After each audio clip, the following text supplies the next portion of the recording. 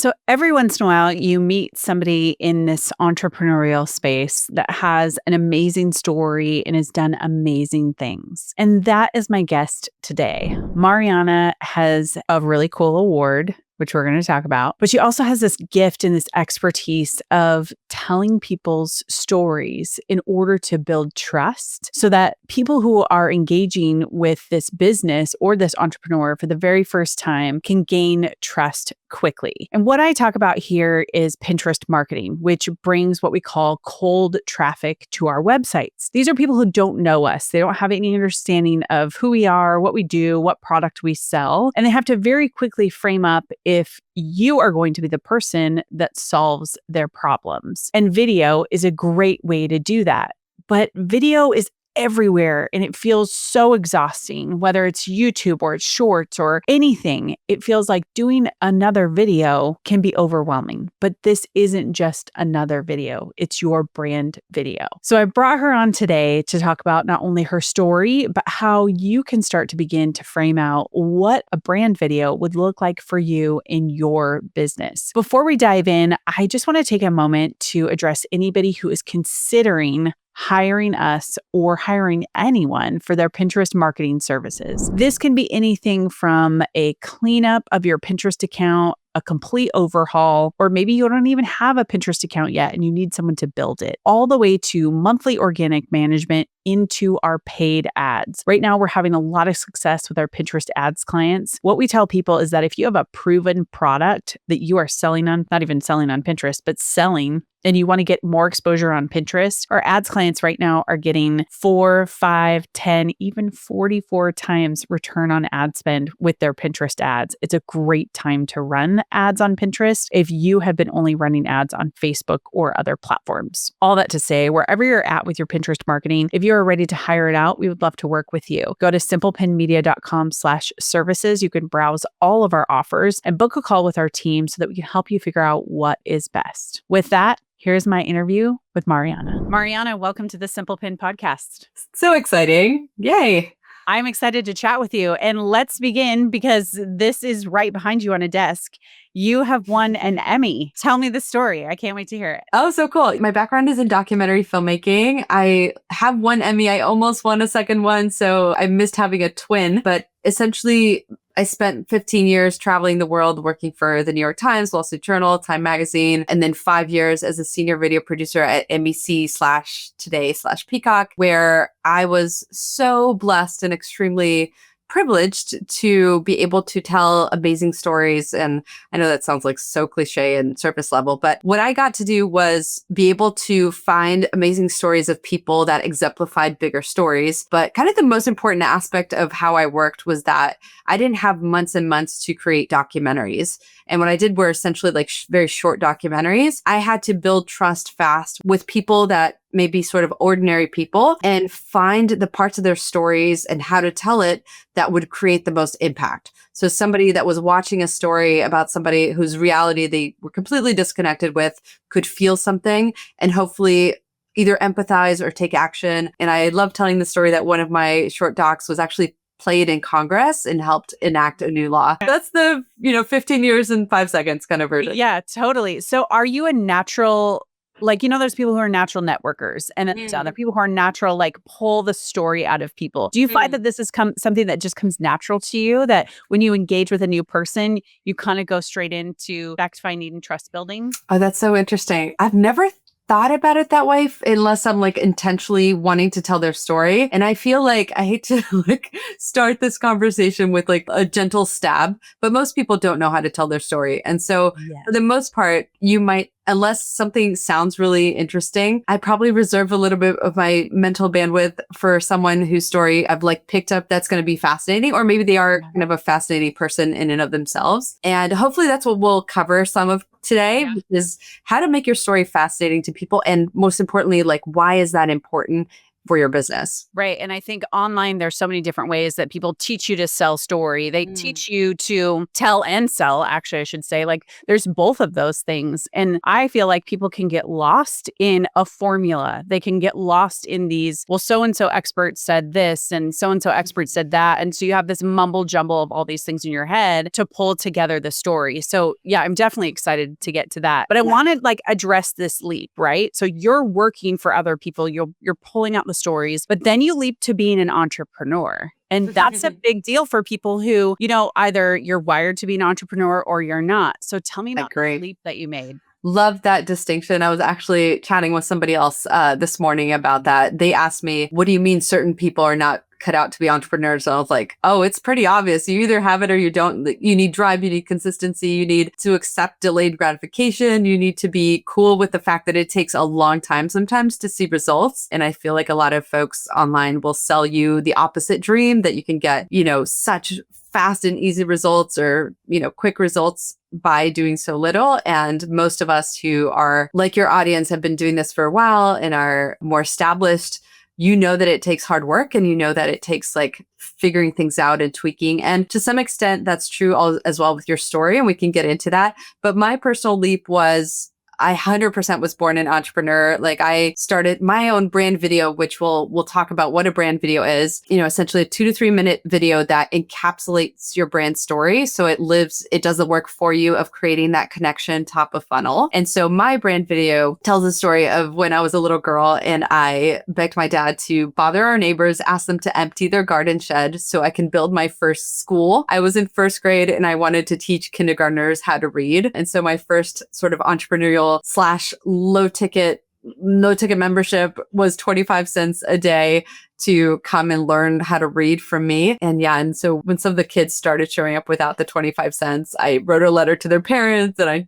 show that in my brand video and all these things because I have always been an entrepreneur. And so when I got to NBC, after about 10 years doing this and then spent another 5 years there. It was really an awesome dream job. I really loved my time at 30 Rock and traveling everywhere. But it got to the point where I was like, I'm hitting the swimming pool walls here. Like I feel like some of my desires and ideas and ambitions just can't be contained within a big corporation like this. And as much as I got to live out a lot of my dreams there were dreams that were ready to be kind of like, if not now, when? And so I do tell that story in my brand video. And this is actually an awesome question because it speaks to understanding which story to tell and how to tell it. And for me, that process was a lot about understanding what resonated with my audience the most about my journey. And there's so much to talk about. I feel like we're kind of going into it in new ways that I've never done before, but yeah. Right. And I think actually, as you're talking, I'm thinking you have this first lived experience when you're so young, being an entrepreneur. You go into this place and you do feel this like, oh my gosh, the walls are going in, like this, now I'm going to shed this old and I'm going into the new. And actually, when I watched your brand video, it did connect with me in the sense of there's both two experiences here that come out. One is that you can speak to the person who's made the leap from corporate to entrepreneurship, but then you can even speak to those who are current entrepreneurs. And so tell me a little bit about that part when you leapt into this and you were thinking about the entrepreneur as you're becoming an entrepreneur yourself. Who were you thinking about? Like, and how were you coming up using all these skills to help them connect with their audience? Oh my goodness. Oh, such great questions. I think it might be a little bit more. So here's the thing. My brand video is a little bit meta in the sense that I tell my story in the same, obviously using kind of the same framework, the same paths and strategies that I teach, but ultimately I'm speaking to the thing that I do. So it's a little bit, it's almost, I rarely use my own as an example because it might get a little bit confusing to understand, but I do want to answer your question, which is the process is this very first thing, which should shock absolutely nobody listening to your podcast, is that you have to understand your audience incredibly deeply. You have to understand them better than they know themselves. You have to be specific about who they are. And so I was actually just chatting with Caitlin Burgoyne. I don't know if you're familiar with her. She has the Why We Buy newsletter, which is to absolutely love. And it's all about buyer psychology. And the way that she described the idea of niche really was amazing. And I feel like I can't talk about niche unless I reference what we just talked about, which is you first understand the problem they want to solve. So across the board, what is the problem? What is the job that they want to get done? And then after that, you layer who is the exact person that I want to, where this is going to be the most valuable for them. And obviously there's probably some intersection of the passion to serve that person, right? So either however you define the person that you're speaking to, you must know them incredibly well. And for me, it was something that I don't recommend doing is doing this process by yourself. I actually just sent out a newsletter about this. The DIY thing, I used to tell people all the time, even on podcasts, I used to say, join my program, don't join my program, just do it. Like it will be better than not having it done. And I feel like I have done people a disservice because having gone through the process myself, it's kind of like asking a surgeon to perform surgery on themselves. It's pretty impossible to do. And so for me, that process took a long time. I did go through it. It was very painful. I don't recommend doing this yourself because just like a copywriter will have a hard time like writing their own copy, things like that. And so it boiled down to understanding who I wanted to serve, which for me are online audiences. There are two types of story. One type of story is what I call an overcome story, and the other type of story is a passion story. Now,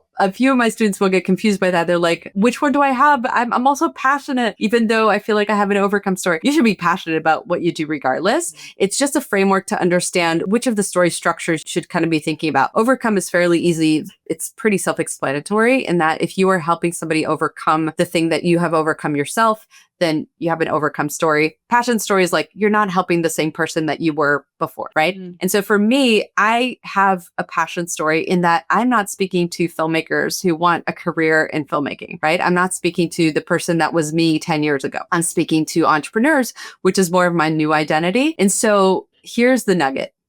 That long-winded here's the thing that you should really pay attention to. Or as Amy Porterfield says, if you're multitasking, come back to me. The thing that you need to understand is that whether you have an overcome or a passion story, what you're looking for are the parts of your story that are going to create trust in your audience. And for me, they obviously would resonate more with me as an entrepreneur than a filmmaker. Luckily for me, I am an entrepreneur, but that's sort of part of my new identity. And so I went back into my life. And this is the framework. You go back into your own stories and you pick the stories that will create that feeling, not just of resonance. You're essentially trying to accomplish three things. You want your brand story, whether you put it into a video or not, you want that story to accomplish three things. The person watching or reading the story should feel like you get them deeply. So this comes back to knowing your audience so incredibly well. The second thing is that they should know that you care about them deeply. So you're not just out to make a big buck. The way that I describe this is like, you're not just a number on somebody's Stripe account screenshot. You're in the online space. That will sound very familiar to you. Mm-hmm. The third thing is your expertise. If that's what you're selling and connecting with, if your product is around your expertise, this will apply to you. Oftentimes we lead with expertise. We feel like the value and the experience and our testimonials, all of that kind of speaks to us as experts is the only thing people care about. And that is absolutely not true.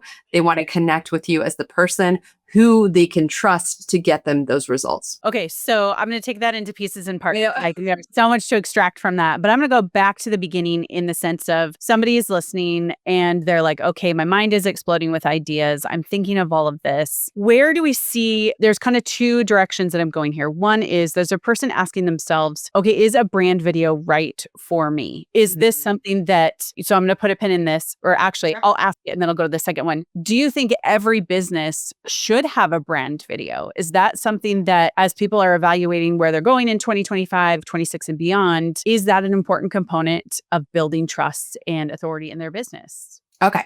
That's a fantastic question. Let me first explain the most obvious thing on earth. But a lot of times when I explain this, people are like, oh my gosh, yes, that's true, which sometimes happens with obvious things, right? Obvious sort of customer journey that happens online. We all, we don't have to keep talking about how much noise there is, how much we're really fighting for attention. We're fighting to become sticky in people's minds, become memorable, become ultimately, hopefully undeniable. So we're fighting all of that. The customer journey typically goes like this. So somebody comes across a piece of your content, and if you hook them enough, and ideally it's your face on there, hopefully, and so that generates curiosity about who you are. That's typically the question that they're asking themselves if they're intrigued by what you've just shown them. And so what do we do at that point? We check people out, right? The way that Mike Kim describes this in his book, You Are the Brand, is that we look for clues in the privacy of our own time and space. So it's in the privacy of anonymity. We go to their social media profile. We maybe go on their website. The About Me page is the second most visited page on people's websites for a reason. People want to answer that question, like, who are you? What are you about? And then ultimately they're figuring out, are you worth following? And are you worth paying attention to if I follow you? How much attention am I going to allot to you every time you show up? And unfortunately, Kate, we typically do a really terrible job of meeting people in that sort of magical curiosity moment, which is a terrible name for this really amazing moment. One word, albeit, right? Like 30 seconds a minute sometimes. Well, especially if we don't have something there that really grips at them, right? That really keeps them there and that capitalizes on the moment, this amazing moment where, oh my gosh, they are actually out of their own free will, spending time, spending energy, getting to know you. They still barely know you, but that's exactly what they're trying to do is, again, assess whether they're going to pay attention or not. And so what the brand video does is essentially package your story in a very intentionally curated way so that in 2.5, 3 minutes max, they will never forget you again. We don't use B-roll. We don't use just like cover images. We really think about how the visuals will complement your story, bring people along. And the entire way that I think about your story in my program, et cetera, is to think about your story from the perspective of, is this going to create the feeling of trust that I want to achieve in the person watching this that barely knows me? Will they walk away feeling those three things, that I get them, that I care about them deeply, and that I'm worth their time, right? Whether that's expertise or not, like I'm legit. And so all of those things will make you sticky as hell. Like it'll make you unforgettable and it will make you, every time you show up, it will maximize that impact because neuroscience explains when you tell a good story, there's certain, obviously serotonin, all the good stuff, all the good chemicals are released. Not only that, there's a bit of a emotional memory that happens. And so when you create that emotional blueprint or imprint rather in somebody's brain, that immediately connects them with you and your face and your voice and your image and your story. Every time you show up, all of those feelings resurface again. So it's like, I followed. So just do a quick contrast of what I just described versus what happens most of the time when we sign up for a lead magnet. They can't remember who the heck that person is 2 minutes later when they show up in our inbox, much less like, however many contact points later. It's so easy to unsubscribe because we haven't created that connection. Once you create that connection, it's much, much harder to not pay attention. Which I think this is so important for those listening. Obviously, if you haven't started connecting the dots, Pinterest is that cold traffic. We've talked about that a ton here on the podcast. So creating that magical moment where, a lot of our listeners are asking that question, okay, I'm using Pinterest, I'm getting all this traffic. How do I convert them? And you just said it. So if they sign up for your email lead magnet and then they can't remember who you are because they've clicked on 20 other pins that day, what you're trying to do is create this moment that creates that magical memory moment where they go, oh yeah, I remember, I have a connection. There's something that kind of fired in me where we say, oh yeah, I don't want to unsubscribe from that. I remember really liking her or whatever. And so I would say step number one for anybody even listening to this is to say, go back to those foundational moments and begin to think through, is a video the right place for me to pursue this next year? But is it really important for me to create that moment? And I would argue, yes, it's obviously important for you to create that moment, but we so easily forget the about page and potentially video because they move on to other things, right? Like we're so consumed with like all the blog posts I'm writing, all the courses that I'm building, all of these things. So it's taking number one, saying, I'm going to set aside an hour of time to devote to this, to either put a few steps in place or make a decision about a video. So then I kind of want to jump to this person has said yes. They're like, I'm all in on this brand video idea. You said something really important earlier that was, it's really hard for you to do this alone because you're so close to the product yourself. Let's say somebody is beginning to even brainstorm their person. Now, there's a lot of, we talk about pinner persona or ICA and all these things. And that for me has always felt, I don't care if I'm doing it with other people or I'm doing it alone. It feels very hokey is not the right word, but it's kind of the one that's coming to my head. It's like, do I have to describe this person in super detail? Do I have to give them a name? Tell me a little bit about what you feel is most beneficial to somebody beginning down this process. Like, are they going to have to go deep? Oh, yeah. The deeper you go, the better that connection you will create. So that's something I really, really reinforced both in my program and in my messaging. It's you want surface level results, you stay surface level. You want deep results, like a lot of impacts. And to your point, Kate, you mentioned something really important that I want to highlight, which is the fact that we do spend so much energy on the consistency, on the showing up, on the posting, on the creation. Like, what a waste, right? Yeah. Of all of this energy and all of this time, if we have not focused on creating that connection first and foremost, because we're giving ourselves the long road to conversion if we're not capitalizing on that magical curiosity moment, that first moment. And so I talk about this a lot because that was what hit me, that like, this is the business that I want to create. This is the problem that I want to solve that nobody else is talking about. And to your point, we write our About Me page as if like, oh my gosh, I hate writing about myself in the third person. And it's like, you do it for me. Yeah. oh, well, when I started, there wasn't even ChatGPT. So, Right. I think my first webinar, I kind of mentioned like how torturous it is to write about ourselves in the third person. And we literally do it and we don't touch that page ever again. Like, what a waste, because again, that is the second most visited page on any website. And then there are so many other ninja ways if you're doing it as if, obviously, I love the idea of the brand video. So I'll keep talking about that, but I'm sure there are other ways if you want to just kind of a simpler first step way to do this. For example, I had a client, Casey, who awesomely like used to work at marketing at L'Oreal. So she had this brilliant idea that I have to credit her every time I mention this. And now I work with my clients doing this, one of these strategies, which is she took her brand video, she created GIFs from it, and she interspersed those GIFs inside of her welcome sequence, which that one email where you kind of tell your story, right? It's typically not the very first email you get, but maybe the second or third. Again, what you're trying to do is reinforce to people like, this is who I am.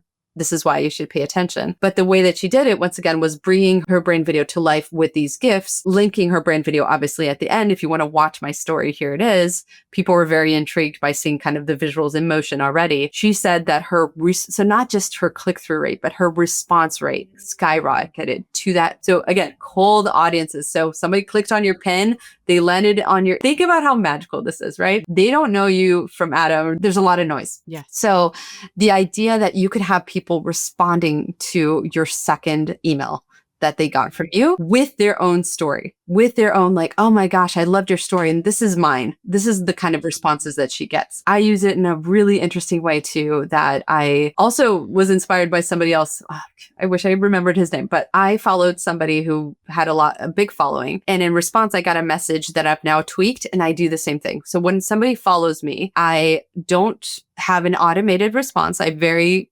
specifically don't do this with ManyChat or whatever other automation. I do have a copy and paste version of this. So it's kind of easy for me to go into my notes app, copy it and paste it. I should just create a keyboard shortcut on my phone. But it's basically saying like, hey, thank you so much for following me. And I do check out their profile. I try to add something a little personal if I have the time. And then I say, I really love human connection. I also say, this is not a bot. This is actually me. And this to me is like the key part of that message, because I don't respond to bots. And I think more and more people they understand what's going on and they won't respond to bots either. That's where I share my brand videos. Like, I'd love to learn a bit more about your story. Here's mine. And I can't tell you the amount of conversations that started, once again, pure cold traffic, right? Or maybe they came, through a podcast or something, but they haven't yet connected with me. And that is like a way to encourage them to watch my brand video, encourage them to remember me through my story, encourage that conversation and that response. Really beautiful, pure engagement without selling anything, without just human, straight up good old school human connection. Yeah. And even as you're talking, what I'm thinking is a brand video, and the more stories you tell, the better. Like, that's what you excel at, right? Is telling people's stories. So I love hearing what you've already said about your clients that you've worked with and other people that you've had experience with. Is I'm thinking in my head, like, this is not something you're going to have to redo every year. No. It's like, this is something that you can create and use for the next 5 or 10 years. Absolutely. Because you don't change. It's not like, and I think when people think of video, especially right now, they're thinking, I'm creating shorts, I'm creating like I'm churning out all of this. And this is kind of one of those, you get so much value out of one video that can last for years and be on purpose, like you just said your client did. So many different ways to repurpose it, Kate. And you're absolutely right. It's a nearly forever asset in your business, unlike so many other things that we spend time creating.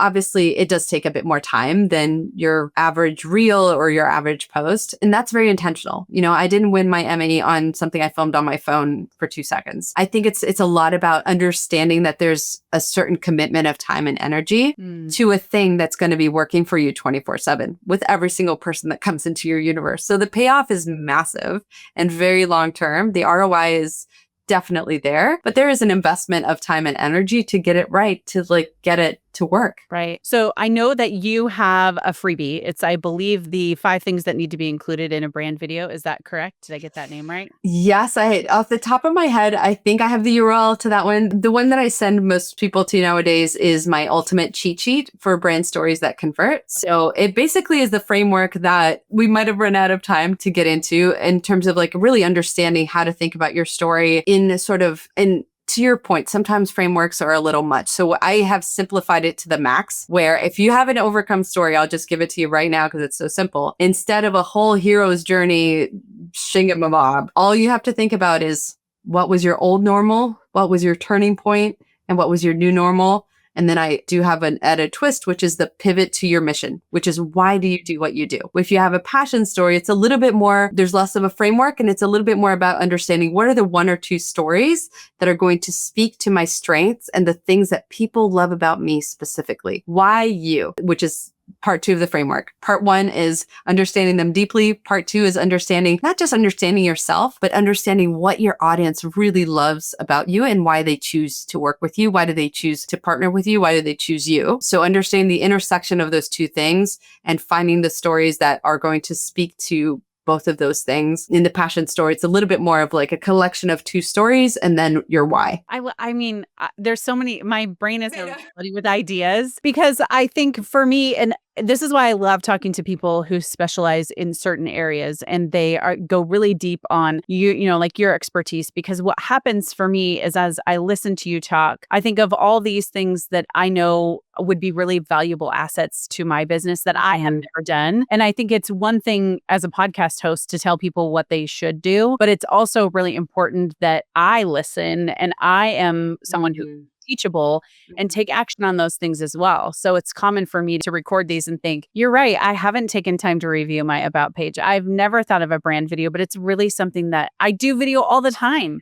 And it's something that I've never even thought about putting the framework into place to do it.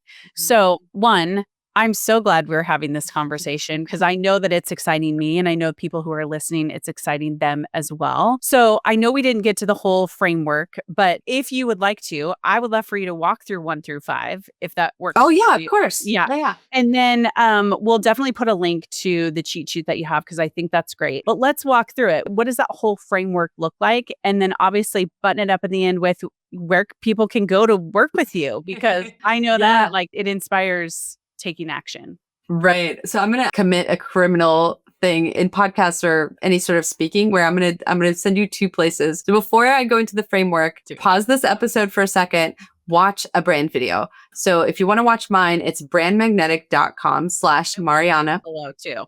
Okay, right. So /Mariana, Mariana, watch that so you can actually like visualize it so you can see it. And it'll be so much easier to go through the steps in the cheat sheet and that I'll go over right now once you've seen one. The first step in the framework is know your audience deeply, right? Covered that one already. The second one is also a little bit covered before, is knowing yourself deep. I call it the neon fox. You can call it whatever color and whatever animal you want. We're all different. It's finding the thing that makes you different, not just for yourself. This is where I really differ a lot from what other people say. Like, I think Simon Sinek start with why. A lot of folks who talk about knowing yourself for the purposes of building a business that's authentic and like your messaging and all of that, I focus on this a little bit differently in that in this one curated story, that is the story that's living inside of your brand video, it's not about you.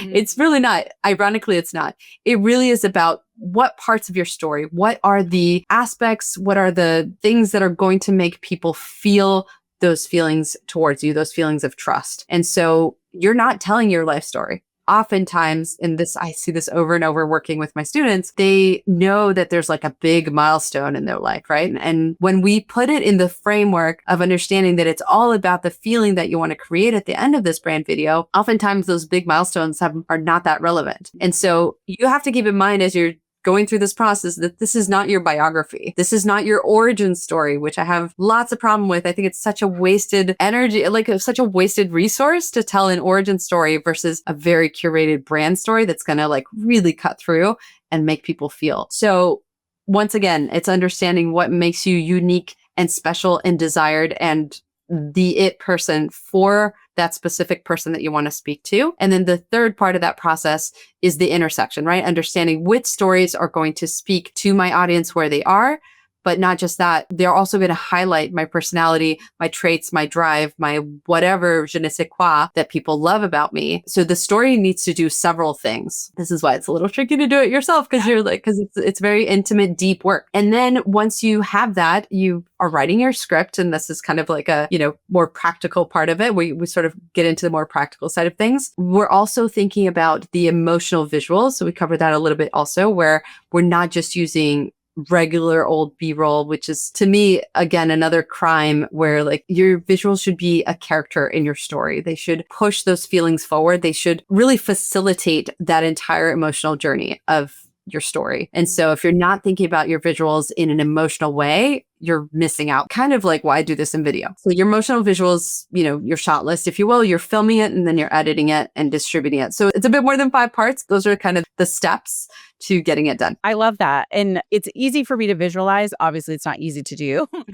Is the whole extra thing. But I just want to say I love that you have taken both your experience, but how you're wired too, and you're bringing that together to serve entrepreneurs in this space where they need to have that story drawn out so that they can grow their business, so that they can convert where they want to convert. It's so counter to what's happening in the world with AI, right? Like you're pulling in and saying, create a human connection because that human connection with your story and how you want to serve your people cannot be rewritten by a robot. And it never will be because you have all this unique stuff. And I think the business world, the entrepreneurship world is craving that as we kind of swung so far. And they're like, wait a minute, I want more authentic. And this is authentic. Yeah, I would even take it further, Kate, and say, this is what's left. This is what's left. Information's not it anymore, right? Like my framework, AI probably already has my framework. You know what I mean? Yeah. Right. It's not about that. It's like, why would you work with me to go through this process? Why would I work with you to understand how to leverage Pinterest to build my business, right? What's special about you that's going to make me choose you as the guide, as the person I want to connect with on the journey to get to the results that you're promising? And so to me, it's way more important than the actual information. And again, I'm not saying that your expertise and your credentials and your testimonials aren't important, like supporting characters of that. But ultimately, we have so many choices, right? We could work with so many people to achieve, everyone's promising everything, right? Exactly. So that's not, we're not being differentiated by that. And what we're doing instead, when we're not creating that connection top of funnel, is what we call microdosing our audience. We're literally giving them tidbits about who we are. So in their heads, they have to collect these little tiny pieces of information over 6 to 12 months in order to build the picture of who we are, at which point they might be ready to work with us, or it might not be the right time, or whatever it is. Right. But if we instead put that connection front and center, and that I'm not saying talk about yourself all the time. I'm saying do it in such a ninja way right as soon as they meet you, in that moment where they're actually wanting to know who you are, and accelerate that trust. I love that. Mic drop right there for sure. It was so helpful to hear your story, what you're passionate about. So again, will you tell people where they can go to connect with you? Yeah, for sure. So I'm pretty active. I'm not active on Pinterest, unfortunately, but if you hop over to Instagram, if that's your jam, find me there at Brand Magnetic. And then otherwise, grab that cheat sheet. It's such a nice little guide at brandmagnetic.com/cheat sheet. And that's such a weird thing to say. I know, it's true, but it's totally great. Thanks so much for sharing your knowledge and your expertise. And I hope everybody goes and checks it out. Thanks, Kate. Really appreciate it.